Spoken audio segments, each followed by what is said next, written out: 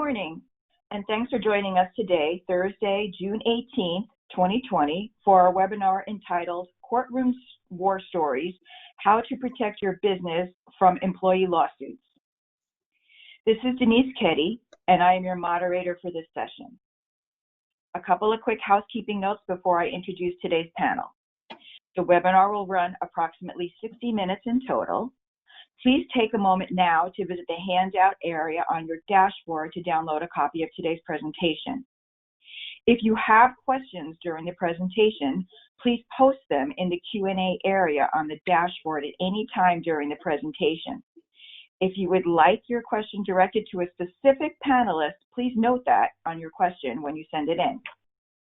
If you have any issues during the presentation, you can email me directly at denisemkeddy@gmail.com. Just a quick reminder that today's presentation is being recorded and all accompanying materials are protected by copyright. Our presentation today provides general information and does not constitute legal advice. The information offered during the webinar is as of today, June 18th.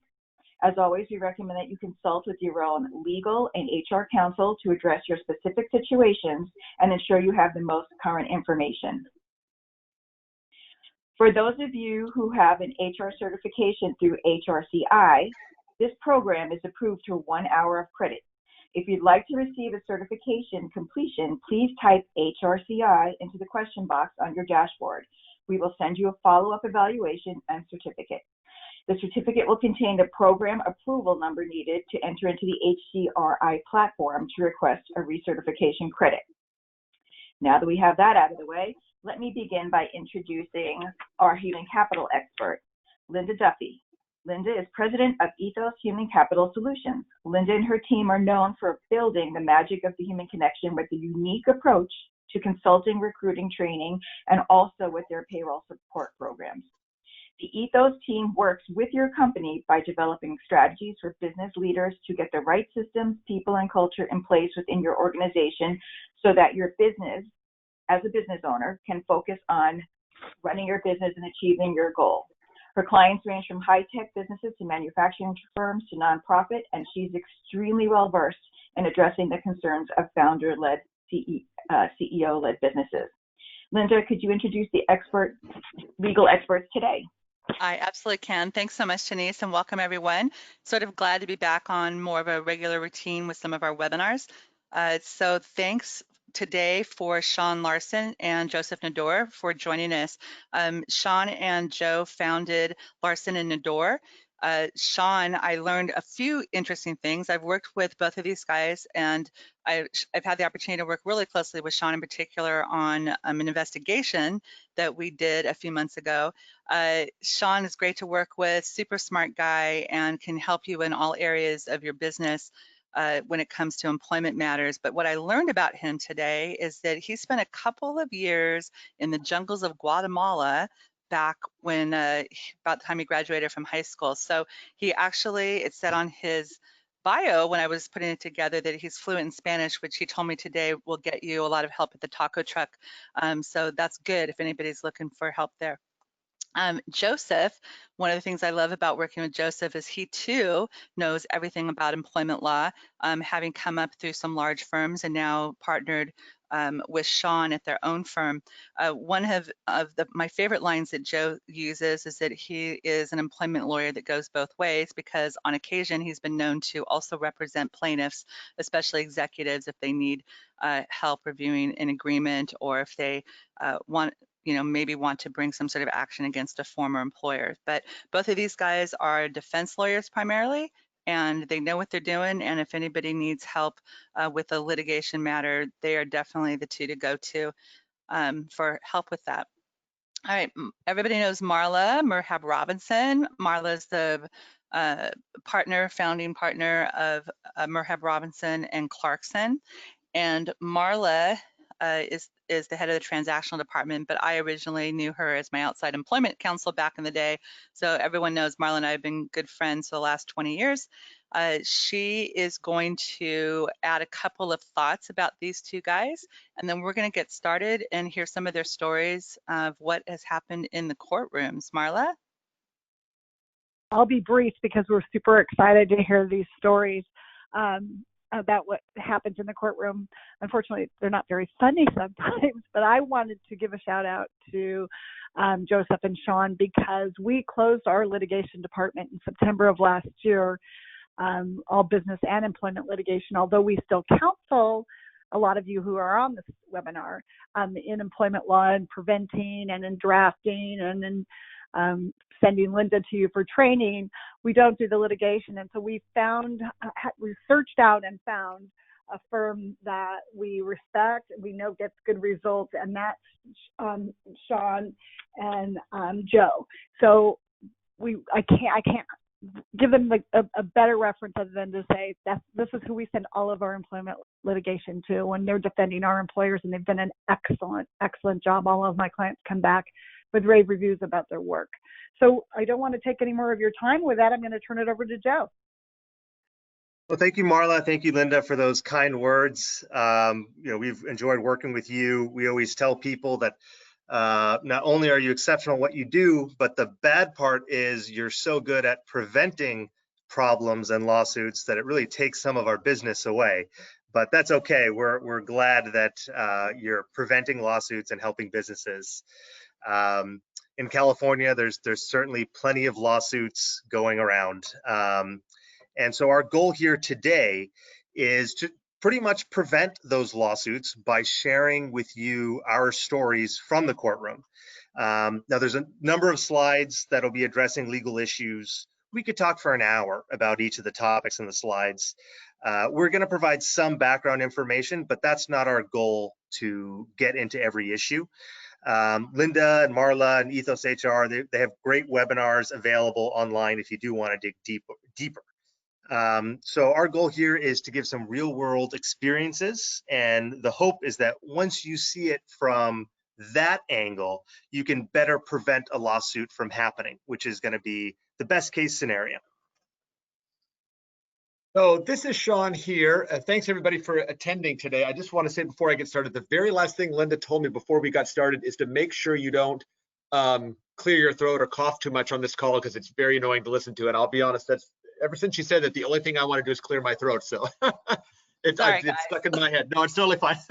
Didn't mean to jinx you there. No, totally fine. So let's go to our first topic, which is overtime. And this is a good example of sort of kind of how we want to proceed today. We've given you a couple of slides you'll see with sort of some basic rules of the road when it comes to overtime in California. As you probably know, in California, this is an evergreen topic.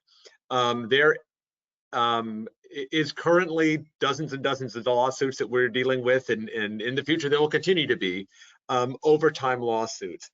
Even the best of California employers find themselves getting into trouble, even with these very basic rules. Thinking about a case example, it's sort of hard to come up with one single one for overtime because, quite frankly, it feels like nearly every case we have that has any employment law implications, there's an overtime claim thrown in. For example, we get wrongful term claims with an overtime claim thrown into them, or a rest and meal break period lawsuit. It's going to have an overtime claim thrown into it as well. These are claims that go across every industry. These are claims that go to any size workforce, quite frankly. If you've got one employee or you've got several hundred employees, you could find yourself in the midst of an overtime lawsuit. Thinking about sort of one exemplar case is, I've dealt a lot with folks and currently dealing with folks who are landscapers, sort of a strange niche industry, and they've got guys that they will just send out on jobs to sort of police themselves. The supervisor will say, your crew is going out to job A today. Make sure you keep all your time. And the problem is there's no control over what sort of hours these guys work. And so what will happen is, in a couple instances, you see one, the employer will simply assume that everybody's worked 8 hours, and either they're filling in the time card after the fact, or they're just quite frankly not keeping time cards. And so they pay them a regular rate for 8 hours and assuming that they're not working overtime. That, as you might imagine, is a disaster for a couple of reasons, because all these guys are probably working overtime, and when push comes to shove, you don't have the records to show otherwise. And so the court or the labor commissioner is certainly going to take the employee's word on that. And so what our employer client has had to do is really rethink the way that they record keep, right? So looking at these overtime cases, that's sort of the one rule that we take away that we want to make sure we give our clients is you got to document the hours worked. You have to be vigilant about that. If you've got folks who aren't putting in their time cards, who aren't filling out their hours correctly, you've got to be all over them about that. Okay. And number two is what happens in this case is once these employees came to the employer and said, well, no, in fact, you've paid me for 8 hours, but me and the guys were on this job for 11 hours on Friday because we were trying to get the asphalt spread for the new driveway or whatever it was. The employer, you have to pay. You can't not pay if the employer worked. Employer had said to these guys, well, wait a minute, my written policy says that you have to get advance permission to work overtime. You didn't get advance permission, therefore I don't need to pay you. And that's just wrong. And that's has proven to be a pretty costly mistake for this employer, because at that point, not only are you owing the overtime, but you're also going to owe what California calls called waiting time penalties, which is an additional 30 days of wages as a penalty for you're not paying the employer what they are owed at the time they're owed or at the time that their employment ends. So the takeaway from this overtime stuff is make sure you're documenting, making sure that you're following your own policies, and when push comes to shove, if they work the hours, you got to pay them. So that's sort of where we are on overtime. That leads us into a topic that inevitably is going to go hand in hand with overtime, is rest and meal breaks. Again, we see these in all industries all the time coming up. California has provided some clearer guidance over the last few years as to what an employer's obligation is with regard to lunch periods. You've got to provide them. Rest periods, you've got to authorize and permit an employee to take them. And everybody sort of knows the basic ground rules. For every 4 hours or major fraction thereof, you got to give them 15 minutes rest break. For their meal breaks, they've got to get 30 minutes if they're working up to 6 hours in a day. The case that always comes to mind when I think about rest and meal breaks is this, had a class action case years ago that involved private ambulances that they didn't have a 911 contract. So for example, they would drive your grandma from her rest home to Hoag to get dialysis treatments and come back to the rest home again. And what would happen is these ambulances would come into the shop in the morning, and the dispatcher would say, okay, we've got 3 calls for you today. You're starting at 8 in the morning. Your first call isn't until 10. So what we're going to have you do is we're going to have you go post up. And what that would mean is they're going to go to a designated location and wait there until their call comes up. Or there might be emergency calls or unscheduled calls that come in the meantime. And they would say to the drivers, well, while you're posted up at your geographic location, you can essentially do whatever you want. You can go eat lunch, you can shop at Target, whatever you want to do, so long as you, number one, stay within a 1 mile radius of your truck, and 2, have a CB on your hip to make sure we can always reach you. But we're not going to designate any lunch times for you because, quite frankly, you have hours of time that you're sitting around eating lunch and you're doing whatever else you want to. So wage and hour case came in, and the claim was failure to provide rest and meal breaks because there was no designated lunch period provided to these folks. We spent a lot of time interviewing ambulance drivers. And what these ambulance drivers told us is they had, for an 8-hour shift, they would have sometimes up to 6 hours where they're just sitting in a truck. Sometimes you see them in the parking lots at grocery stores or hotels, just sort of sitting there. They would read, they'd play video games, they'd study for, a lot of these kids were college kids, they'd study for exams or do homework. Quite frankly, several of them admitted to having sex in the back of the ambulance. You may not want to think about that in the sterile environment, but that's what was happening. But at the same time, under California law, the problem was that there were no lunch or there were no meal breaks designated. There was no schedule. The company just essentially said, get a break as and when you can, and we're going to limit the area within which you can do it. And because you're carrying a beeper and are essentially we're able to call you whenever we want to, it wasn't a quote unquote duty-free break. And they were limited in their ability to move. And so we would have these people who sometimes spent 6 hours in a truck and had eaten 3 separate meals while sitting there, having a valid meal break claim, which is sort of a crazy idea. So the takeaway from that for us is a couple. One, designate your break times. Make sure you have a schedule that you're giving to people, okay? Don't trust the employees are taking breaks on their own. You got to police that. You've got to have a written policy in place. You've got to sort of be a hard nose about enforcing that policy. If folks aren't taking their lunch breaks, you discipline them like you would anybody else. And you keep track of those breaks. What we ended up doing with that client is they essentially redid their entire tracking system. So they could see when breaks were taken. They could log them up. We could, if I said, did somebody take a break last Tuesday, they could, bam, pull up 3 documents that showed me that they had. So you just got to be all over them. Another case we're dealing with right now is a class action involving a security guard company. Security guards are oftentimes 1 or 2 people deep at a location. And again, the policy is you have all the time in the world, take a break whenever you want to, but don't go too far and carry a radio on your hip in case we ever need to call you out. And what the client will say is, well, we don't often call them out, but that possibility exists. That's problematic because it's not an on-duty. The argument is that's not an off-duty meal break. The employee hasn't been relieved of all of their duties. So you got to be real careful about how you do those on-duty meal breaks. Both of those lead us in sort of the next topic, which is PAGA. I apologize for going a little bit fast, but we want to make sure we cover everything here. PAGA, or the Private Attorney General's Act, is I always like to think of it as sort of a sleeping dog. It's a weapon that was provided to plaintiffs' lawyers several years ago. What it does is essentially deputizes individual employees to act on behalf of the state to police labor code violations. And I call it a sleeping dog because, quite frankly, for a lot of years, when this was first enacted, several years ago, we had a lot of seminars like this one where all of us defense attorneys sort of wrung our hands about the number of cases we were going to all of a sudden see. And quite frankly, it didn't manifest itself all that much for the first few years in my experience. People still preferred a class action. But in our experience in the last couple of years, we've seen PAGA cases sort of roar back all of a sudden. I've got a handful of them sitting on my desk in front of me here. And what they are is they are essentially kind of quasi-class actions. All these wage issues we've talked about, overtime and breaks and all the other things that we're going to talk about, can come in the form of an individual case or a class action or a PAGA case. The ones I'm dealing with now are particularly troublesome because they're not required to get certified as a class. And so, for example, I'm representing a company that's got a whole host of sales folks that they've misclassified, that arguably they've misclassified the wrong way.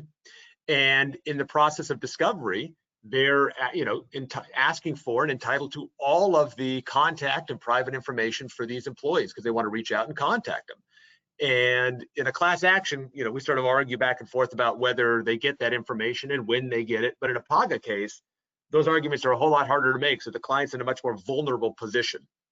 So this is a case, this is one of those instances where we feel like plaintiffs' attorneys are really, they've got a pretty powerful weapon that they're increasingly savvy and not afraid to use to put the hurt on employers. And when we're going to talk about arbitration agreements in a minute and how those might impact PAGA. But as you see in the slide here, tracking breaks, that's an easy one to get on a PAGA claim, for example. If your lunch breaks are wrong and your meal and your rest breaks are wrong, you're not tracking them, you're not giving them.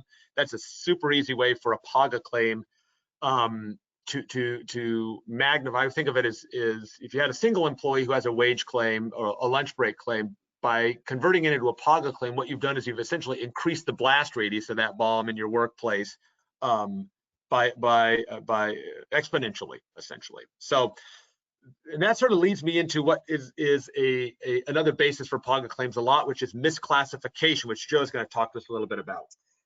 And so before getting into that, I just wanted to share some experiences with depositions. So a lot of small and medium-sized companies, you have your meal break policy, you have your rest break policy, you know how to deal with overtime. And I often hear that, oh, it's a family environment, you take care of your employees and everything's fine. It just takes one bad apple to screw things up and file a class action. And I can guarantee you that even if they did get meal periods or rest periods, when we depose them, they will say something different. And so you have to be able to prove it. And it's really important to keep good records, because I promise you, in every litigation, witnesses, former employees will testify under oath, and in my opinion, often lie, because they've been coached by their lawyers to say you didn't get a break, say you were rushed, say your supervisor was coercing you. And so you really want to take steps to sort of be prepared that that's how these things happen. You can do everything right and still have to deal with the class action. And unfortunately, they're expensive. One easy way to screw up is misclassification. And there's two different ways of misclassifying. So one is, and the one I'll focus on first, is the employee an exempt employee, or are they a non-exempt employee? So typically exempt, that's a salary person. They do certain duties that are more higher level. They have independent discretion. On the contrary, non-exempt or hourly do not meet the strict requirements to be an exempt employee. So this is one of those cases. So Linda mentioned that I'll occasionally take plaintiffs' cases, and I do that because one, it'll usually be someone close to me or a referral from someone close to me, and two, I think it makes me a better defense lawyer to see how it is on the other side. So in this case, it was someone very close to me. He was an exempt employee, paid salary, about $65,000 a year. No problems with his job. Everything was great. 2 years into it, they switched him to hourly. I remember he asked me about it, and I told him, I said, well, you were probably misclassified. You were essentially doing more or less low-level work. It wasn't sort of really required a lot of independent judgment here. You just did what they told you to do. And he said, well, should I do something about it? And I said, no, you don't want to create a problem. Just, continue working. Well, about a year later, they fired him, and he had just given, I was about to say he just gave birth. His wife just gave birth to their second child in 2 years, and he was very distraught. And so that upset me. And, he was like, well, can we go after them for discrimination, for not, giving me paternity leave? And I said, let's go after the low-hanging fruit. And so because these exemption cases, the burden is on the employer. So it's really hard for a company to say this person is exempt without really being prepared to back it up. And so in that case, the best fact for us was that they transitioned him from exempt to non-exempt, but his duties stayed the same. And because these cases are so costly to defend, and because he was working 60 hours a week, and that was undisputed, it was a six-figure settlement very quickly. And, to me as a defense lawyer, I thought that was kind of, we got him on a technicality, but they treated that employee wrongly. And so I was very happy to help out that good friend. And by the way, there was no depositions in that case. It was not heavily litigated, and it still resulted in a six-figure settlement. So the next type of misclassification issue that we see concerns independent contractors. Your workers, hopefully most of them are employees, but you may be tempted every now and then to have someone as an independent contractor. That is in all likelihood a mistake, or at least a risk.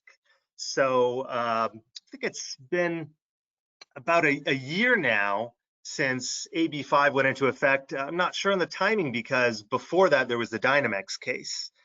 And so that's a new test for when you can have someone as an independent contractor. And the ABC test, essentially, the first part, are they free from the control and direction? is this a true independent contractor, or is this someone that you're hiring? You're really performing the duties of an employee. You're controlling them. You're setting their hours. You're telling them what to do. Then it's going to be more like an employee.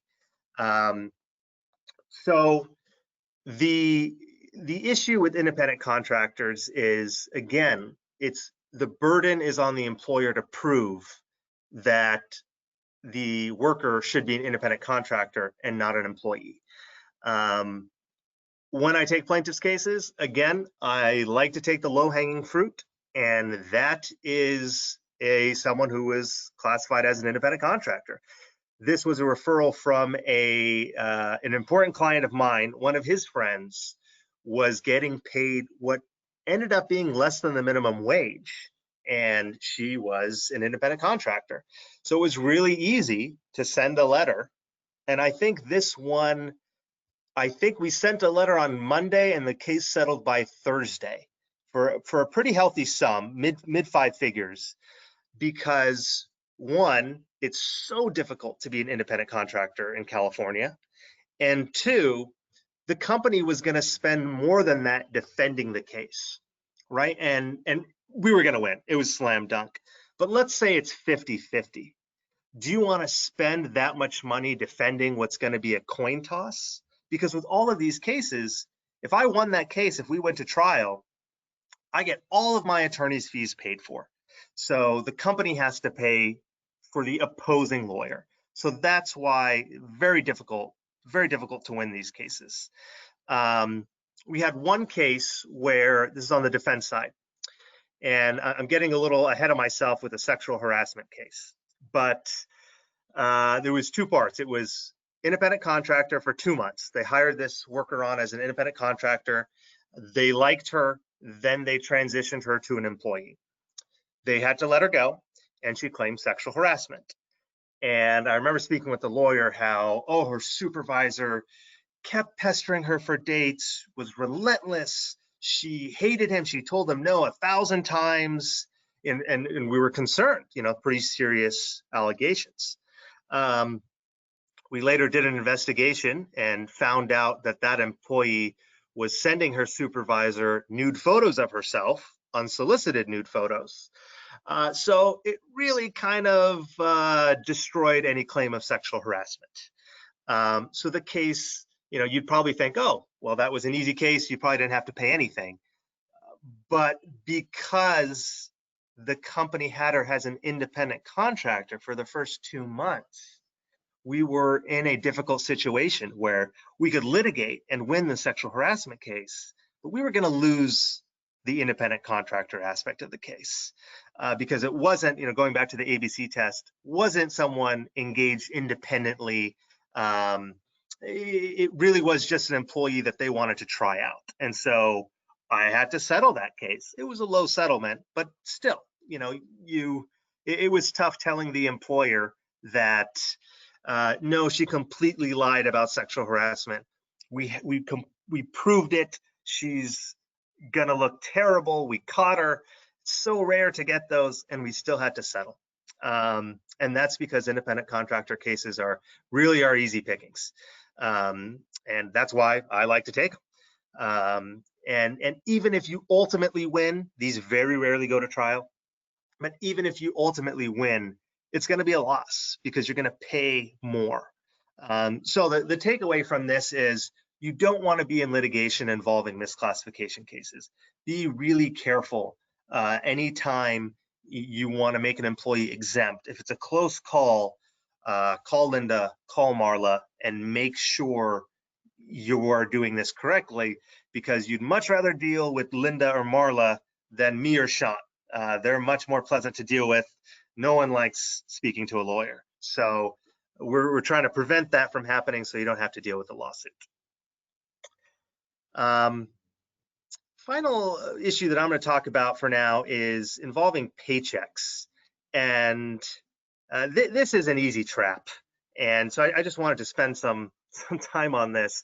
We had a case where we represented a hotel chain, pretty big one.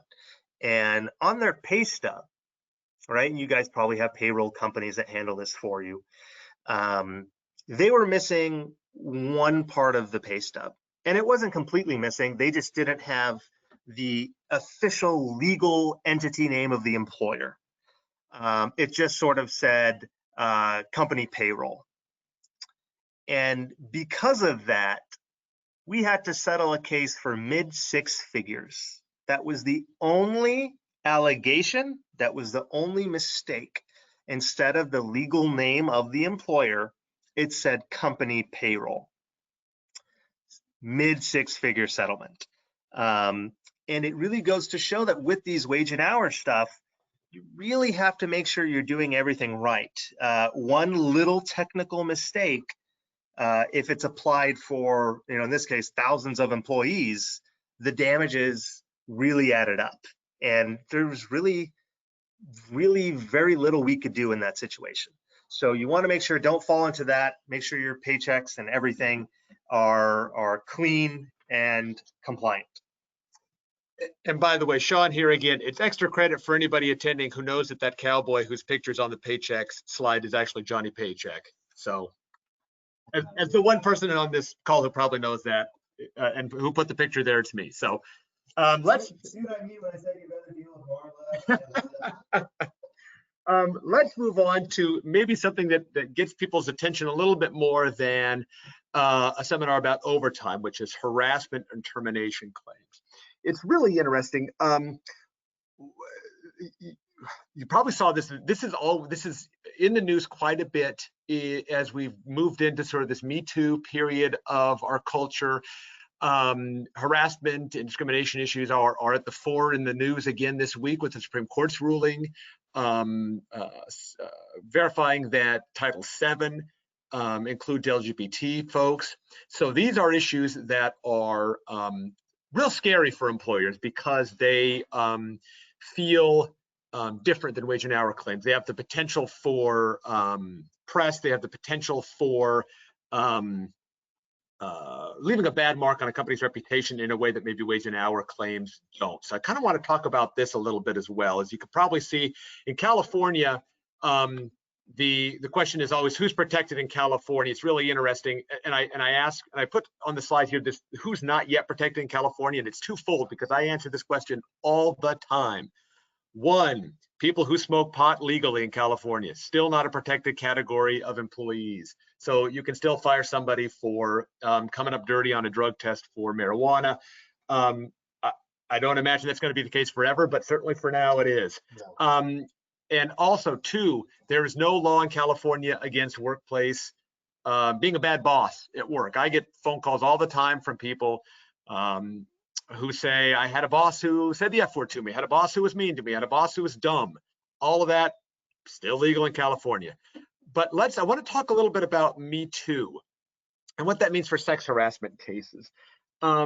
It goes without saying the importance of an employer's duty to protect its employees from harassment of all kinds, and that's where somebody like Linda can be of unbelievable service. She and I, as she mentioned earlier, had a situation last year that started as what we thought was a pretty simple sex harassment complaint, and it turned into one of the most convoluted and interesting, we'll call it, sex harassment investigations that I've dealt with. In fact, I sort of put it in Linda's lap right before I left on vacation. I said, Linda, I think this looks pretty straightforward. Can you handle this?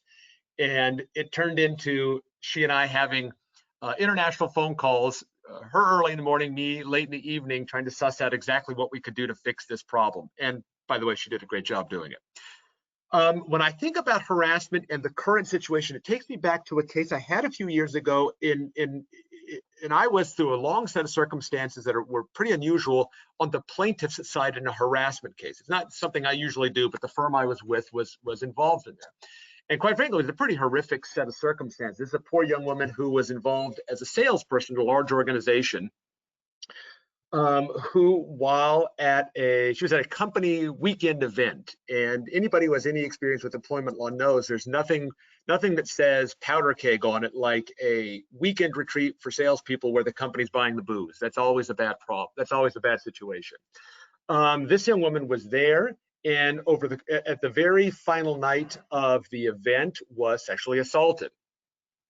And the company's defense at the time was that, hey, this was consensual, and hey, this happened after the event officially ended. And at 12:01 on Sunday morning, our obligations to our employees ended. That case we took all the way to trial, and it was multi-week trial, and came up with a split verdict. And the verdict that she was awarded was, quite frankly, minimal. And I think about that case a lot now, because if that case were to be tried today, I can't even imagine that an employer would try that case. They'd settle that case immediately, but that case would be worth, I think, millions of bucks.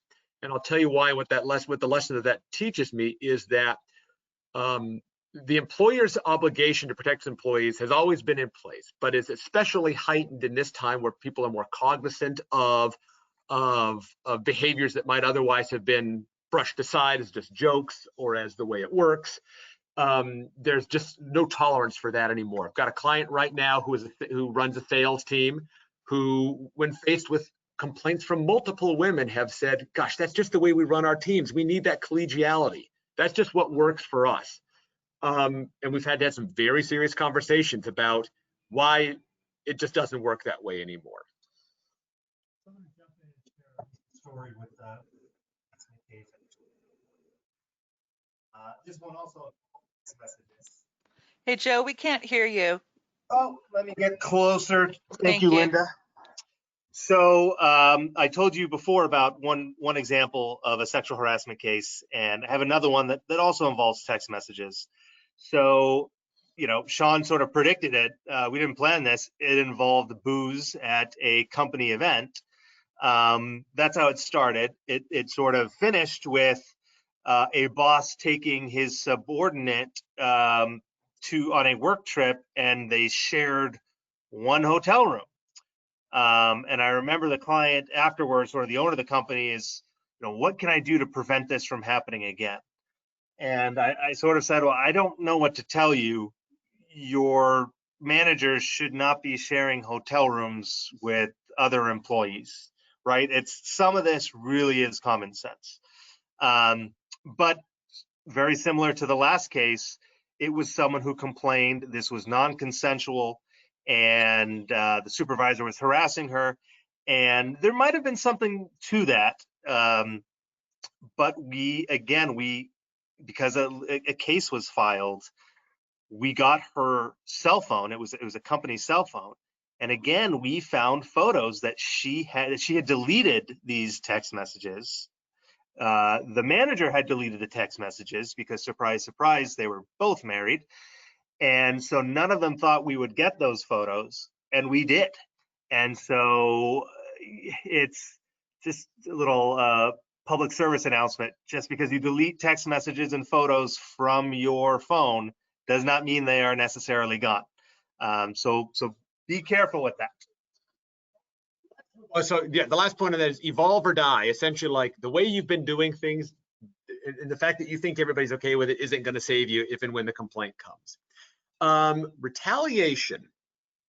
This is one that I see come up unnecessarily, because what will happen is I've got an employer client who does a great job when it comes to addressing a harassment complaint. For example, they'll call me, we get an investigator, boom, we handle it right. And in fact, I've had instances in which the employer has found that, in fact, there wasn't really harassment, but they've taken a few steps to resolve the issue and made everybody happy. And then what the employer does is all of a sudden decide it's a really good time to start ratcheting down on that employee, the one who complained, their performance. And what they've done essentially is walked themselves into a retaliation case, right? They're not drawing a direct link between making a complaint and us, taking action against you or firing you or any of those things, but you've just got to, you've now walked yourself into retaliation by putting this employee under increased scrutiny. And that's sort of a good news, bad news for the client. Client, you've done a good job with investigating. Bad news is you've now bought yourself a second unrelated lawsuit at the same time. So the message to clients is you gotta do this the right way. So That brings us, Joe's going to talk to us a little bit about discrimination and then how to avoid lawsuits. All right, so I had a trial it was probably about 4 years ago, and it involved age discrimination. That's one of the protected characteristics. There was also elements of retaliation. So someone claimed he was fired because he was, I believe it was 55.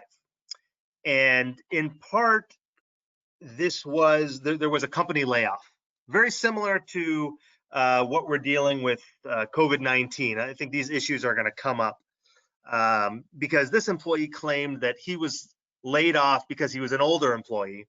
And the company said, no, it was because of partly it was because of your performance, and partly is because the company was not doing well, right? So if certain companies right now laid off or furloughed certain employees because of COVID-19, you can't just, it doesn't give you free reign to pick and choose. You got to be careful about it. There has to be documentation.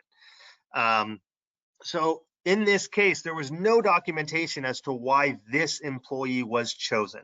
And it went all the way to trial because we had no documentation. We had to be creative. We had to analyze the average age of the workforce and analyze the age of that employee in comparison to the average age of employees laid off. We shouldn't have done that after a lawsuit was filed. The company should have done that before. And because there was no documentation, because we didn't have that analysis before, we went all the way to trial. And this was a bench trial. And so this case was covered by insurance, but still the company had to spend a lot of money, and it could have gone either way. Fortunately, the judge believed our client, believed the data, but it was a lot harder without having documentation, which is why anytime you do make a termination decision, you're going to want to document, have a record as to why you are doing it. Make it based on objective factors. I was on the phone the other day with someone who got a letter and for pregnancy discrimination, and it was, well, why did you terminate her? Well, she didn't have a good attitude. She wasn't a good fit. Those are soft factors. To avoid lawsuits, you want to focus on objective factors. For sales employees, you want to base it off of statistics or rankings. That was very easy when I had a case where someone claimed, oh, it was wrongful termination, you're firing me because of, that one was religion, which is pretty rare. And all we did was we took his deposition, we put the sales figures in front of him, and he was ranked 32 out of 32. And so it was really easy. We got that case knocked out on summary judgment. Another reason why we're seeing lawsuits land on our desk is a failure to communicate. And I've taken a number of depositions where, well, why did you think this was because of your gender? Why did you think you were fired because of your race? And one thing that I noticed kept coming up was, well, the company never told me why they fired me. They just said it was California's an at-will state. While that's true, and while you don't always have to tell the employee why they're being terminated, and it's uncomfortable, right? It's sometimes you don't want to tell someone, oh, we're terminating you because you're not very good. That's an uncomfortable situation, but you'll want to do it so that the employee doesn't, start having bad thoughts that, oh, it must have been because of my race, my gender, my sexual orientation, and all of that stuff. This is Shawn. Just to add to Joe's point about documentation, one of the things that I see a lot in dealing with in a couple of instances now, which is a termination in which the employer says, gosh, we fired this person for being just a bad performer. They just didn't do a good job. They were terrible. They didn't meet their goals. And my first question is always, okay, let's see the file. What does your document say? And when I get the file, in fact, it looks like over the course of the past 3 years, you've promoted the person, you've given them raises, and there's really not anything in the file that would lead me to believe that they've been a performance problem. So you've got to make sure that your documents match what your stated reasons is. If I've got an employee who's got a stellar work history and no complaints, but at the end of the day you fire them because they just don't fit in the culture, or they're just not adding up the way we want them to, that's going to leave a whole lot of room for a savvy plaintiff's lawyer to fill in the gaps for you and say, you know what, it looks like maybe it was because of X, Y, and Z. And even the best clients I have who do a good job of documenting a lot of things will find themselves with holes in the file, which can be problematic. Okay, let's move ahead. We're kind of just finish up with the notion of arbitration. And I wanted to raise this simply because it's an issue that I see come up. It's a potential resource that employers and clients of mine have to draw on, but that they lose through inaction. So I've had a couple of clients just within the past 12 months who have been faced with pretty hairy harassment claims. And one of the first questions, if you call me and say, I just got a letter from a lawyer that says they're going to sue me for harassment, the first question I'm going to ask you is, why don't you send me the file? And has this employee signed an arbitration agreement? An arbitration, particularly in those kind of cases, is often invaluable because you're outside the realm of a jury. It's a little less emotional. There's maybe you can control the damage a little bit to some degree. And the client will say, "Yep, you bet. I've got an arbitration agreement here." The problem is a lot of times that arbitration agreement is, number one, very old and outdated, or two, what I see particularly with arbitration agreements for whatever reason is folks like to find them online, or they'll use something that they found on LegalZoom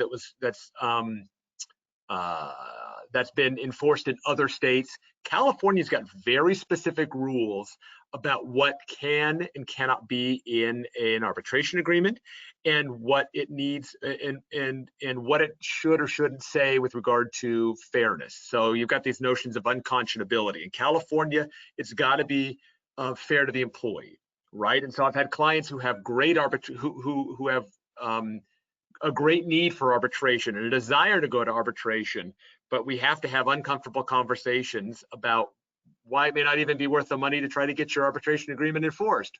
Or we've had instances where we've tried to force an employee to go to arbitration and had a court say, you know what, this arbitration agreement is old and outdated and unfair. So you've got to update, you've got to look at and make sure your arbitration agreements are where they need to be.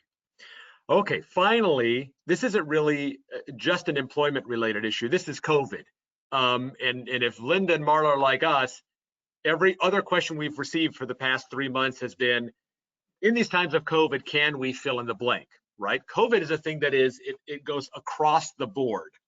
I'd refer you, like I say, Linda and Marla have great resources and have been an invaluable resource to us as we've had clients with questions about COVID-related entities. One thing to think about is all your labor and employment rules, or the wage and hour rules in particular, still apply to employees if you've got them working at home, right? You've still got to make sure they're taking breaks and getting their lunch periods and things like that. You still got to make sure, even though you can't see them in the office, one of the things that I have seen is you can still have supervisors sending sexually harassing messages to employees, even though they're both working in different locations, right? So an employer's obligations to protect and to comply with the law don't change under COVID, okay? And the question in the slide is, are COVID-19 related lawsuits coming? I mean, yeah, they are. They just are, and they'll be here soon. So I think in the next slide, we've got sort of a bullet point list of ideas or thoughts about steps you can take, or your businesses and clients can take to keep themselves safe or avoid or minimize the risk the best you can, these COVID-related lawsuits.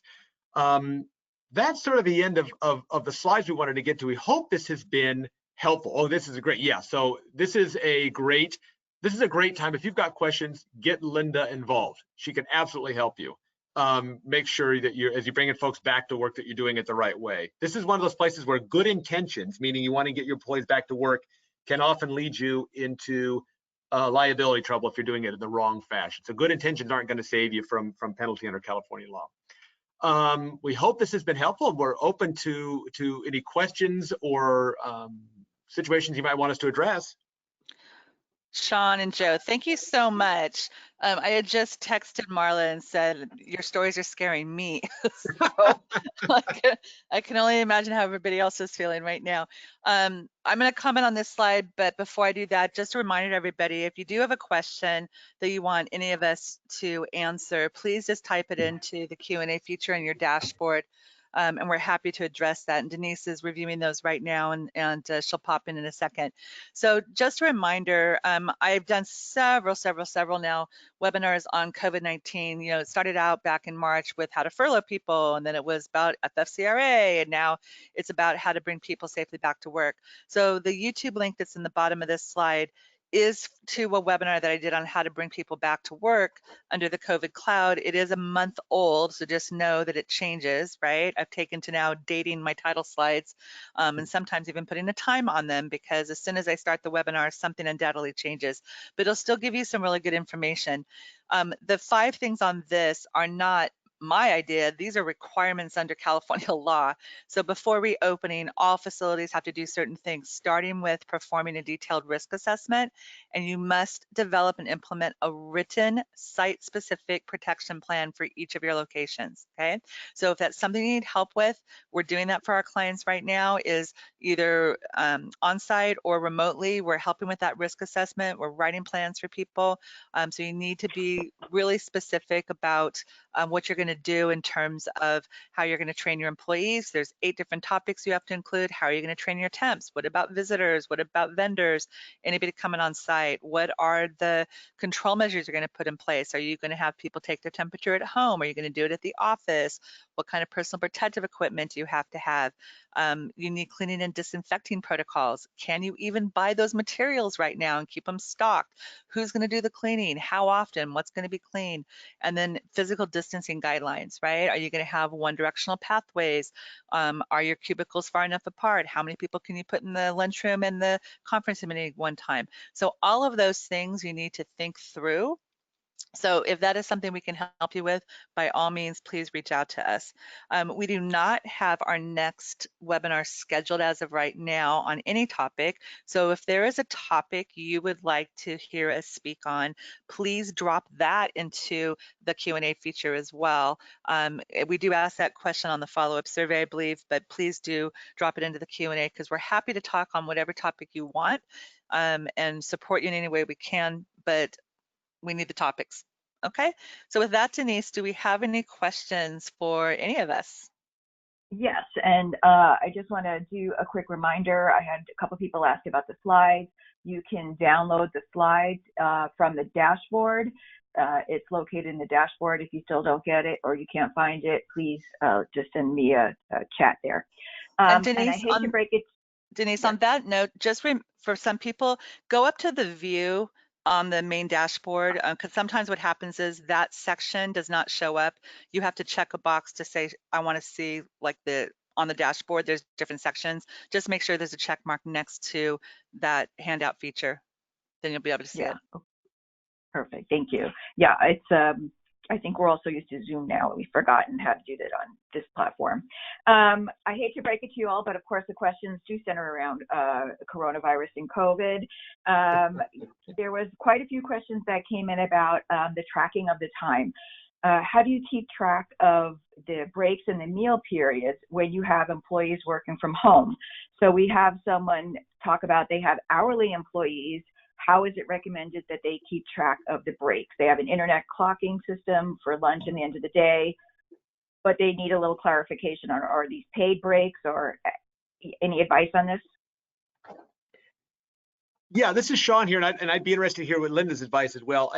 To the extent that you can replicate what you're doing at the office at home, that's the best way to do it. You don't want to have to create anything out of whole cloth if you don't have to. So for example, if you've got somebody who's able to log in to a company system, a timekeeping system from home, Have them do it the same way that they would be doing it if they were at the office. If not, you maybe want to have for them a written timesheet that you can send to them, that they can fill out and send back to you on a daily, weekly basis. That includes, good time cards oftentimes include a signature that somebody's affirming that they took all their breaks, right? So anything you can do, to track it and to get them to verify that they are taking the breaks. And if they're saying to you, and to listen to them, if they're saying, oh no, I'm just working through, enforce your policy or remind them of the policy in the exact same way you would as if they were working in the office next to you. I definitely agree with that. So what we have like on the timesheet we use at Ethos, for example, is an Excel spreadsheet, right? That my employees email me at the end of the pay period, and on it there is a disclaimer at the bottom before they electronically sign it that basically says that I attest that this is an accurate reflection of the work that I've done, and that I've taken all of my breaks and meal periods, and that I haven't suffered a work-related injury or illness that I haven't reported to you, right? So so that way, if later on down the road someone says, oh no, I didn't take my breaks, I'll be like, well, why did you sign this then, right? Every 15 days. So I do think that's the best way to do it. Again, if they can clock in and out on whatever platform they normally use, and that's great.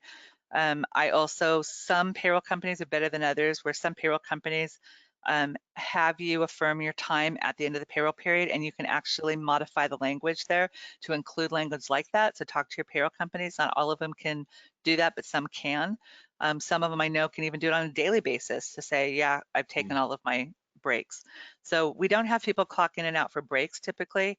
So you don't have a record of it that way, but I think getting them to affirm that it's an accurate time and that they have taken their breaks is the best thing. And then having a really good policy in the handbook that puts sort of the pressure and the burden on them to make sure that they raise their hand and say, I'm having problems taking my meals and breaks.